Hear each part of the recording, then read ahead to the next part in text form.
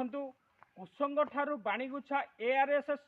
गोटे ठिका संस्था काम करुवा बेले आज देखा जाइए एक दुखद घटना जहाँ कि एक जरूरीकालीन गाड़ी बाणीगुछा ठारू तलगा बेहेरा साई पर्यंत रोगी आने जाऊला किंतु रास्तार दुरावस्था खामख्याल मनोवृत्ति नहीं किना जो भाया माटी पकई देइथिला गोटे वर्षारे माने असराय पानी रे कादुओ होई गाड़ी तीन यात्रीवाही बस एवं गोटे आंबुलांस अटकी रही जहाँ फल कि क्षणे मात्र गोटे 10 मिनिट जनकर अमूल्य जीवन जाईपारे एणु जिला प्रशासन एप्रति विभिन्न गणमाध्यम प्रकाश होते विभागीय अधिकारी किंबा जिलापाल एप्रति कौन प्रकार दृष्टि देना जहाँफल कि आम्भे पचारा जरूरीकालीन गाड़ी जे कि अच्छा आम पाखे डॉक्टर अच्छा पचार से कौन कहते आम गोटे केस पाइलु बेहेरा साही जीवा बाटर गोटे स्वप्नेश्वरी बस नामक एक घर बस से आगे फसी जा पछक प्रसाद रही पछक आम अच्छू मोर कहार कथा है आम रोगी सेवा करने को ये अच्छू हेले रोगी बर्तमान सेपट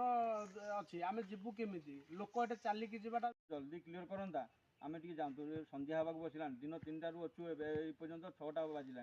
एआरएसएस कहीं देखा ना एपर्यंत। हाँ आम पाखे आपण मैंने देखुं रास्ता दुईटा बस छिड़ा आगे गोटे प्रसाद बोली गोटे बस अच्छी आम पाखे जड़े यात्री अच्छा पचारा से केते कौ बस आसते कौटिक जी से बाबद कौन कहे मुझे छतरंग जी पलि आसन 6टा यू 4टारू रही रही 6टा बाजिला कहीं भी देखा दर्शन देना फोन करने को से कंट्राक्टर वाला भी सी भी हाँ जाऊँगी जाऊँगी बोली 15 मिनट बोली 2 घंटा काल बसईदेला कहीं ये ठिया रही